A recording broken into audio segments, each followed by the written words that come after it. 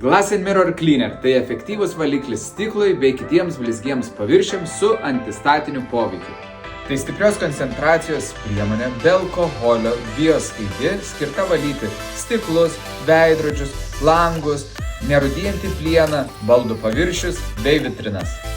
Lengvai pašalina pirštų antspaudus, dulkes, nuosėdas ir sukuria apsauginį sluoksnį, kuris mažina paviršių rasojimą ir apsaugo nuo greito dulkių kaupimosi. Naudojimas visiškai paprastas. Ant paviršiaus užpurškite priemonės ir nuvalykite su mikropluošto šluoste.